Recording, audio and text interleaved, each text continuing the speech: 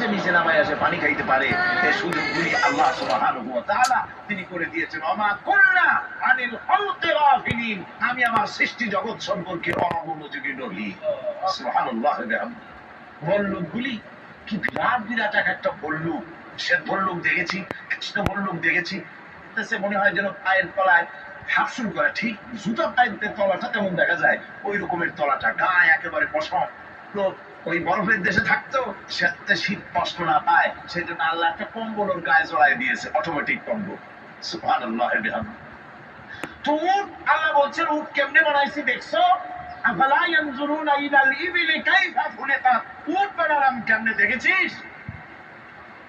মানুষ অবাক হলো, আল্লাহ এত কথা থুইয়া উটের কথা বলছেন, কারণ নানান রকম মানুষ বলল। শেষ পর্যন্ত প্রাণীতত্ত্ববিদরা তারা আবিষ্কার করলেন মূল কারণ কি। অনেক কারণ আছে আল্লাহ পাকের কথা বলা। উট তো মরুভূমির জাহাজ, তারপরে উট মানুষের অনেক উপকারে আসে, এ কথা বলা হয়েছে। প্রাণীতত্ত্ববিদরা খুঁজে খুঁজে তারা দেখতে পেয়েছে যে উটকে জবাহ করে দেখা গেছে উট সমস্ত প্রাণী বাতাস থেকে অক্সিজেন যতটা গ্রহণ করে ততটা ছেড়ে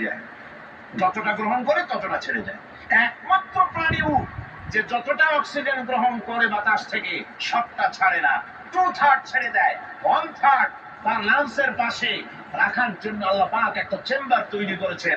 ওই চেম্বারের ভিতরে 1/3 অক্সিজেন থেকে যায়, কারণ পানিও রেখে, তার পানি রাখার জন্য রিজার্ভ ট্যাঙ্কি আছে, একটা রিজার্ভ ট্যাঙ্কি আছে, অক্সিজেন রাখার একটা চেম্বার আছে। এগুলি কেন? এই জন্য যে মরুভূমির ভিতরে শিল্প গোষ্ঠী না, কিন্তু ঝোড়ো হাওয়া, মরুভূমির ভিতরে ঝোড়ো হাওয়া, এই ঝোড়ো হাওয়া যখন আরম্ভ হয়ে যায় তখন মানুষ বাঁচতে পারে না, মানুষ টের পাইয়া সব বাড়িতে চলে যায়। মরুভূমিতে চড়ে বেড়ায় উট, সে যাবে কোথায়? ওর তো যাওয়ার জায়গা নাই। 7 দিন 8 দিন 1 সপ্তাহ 2 সপ্তাহ পর্যন্ত এই মরুভূমিতে ঝড় চলতে থাকে, বালুর ঝড়, কিচ্ছু দেখা যায় না। ওখানে দেখছিলেন বালুর পাহাড়, কালকে আজকে দেখবেন বালুর পাহাড় এখানে চলে আসছে, এইভাবে পাহাড় তৈরি হয়ে যায়, বালি উড়ায় নিয়ে যায় বাতাসে।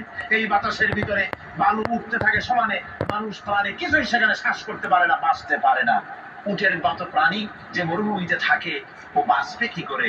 আল্লাহ সুবহানাহু ওয়া তাআলা ওর লাংসের পাশে অক্সিজেন রাখার চেম্বার করে পানির ট্যাঙ্কি তৈরি করে দিয়ে রেখে এমন কায়দা করেছেন, ও যখনই টের পায় যে ঝড় শুরু হবে, সাথে সাথে ঠ্যাং দিয়া মুখ দিয়া গর্ত করে বালুর ভিতরে মাথা ঢুকাইয়া 1 সপ্তাহ 2 সপ্তাহ থাকতে পারবে মাটির তলে, অক্সিজেনের অভাব হবে না।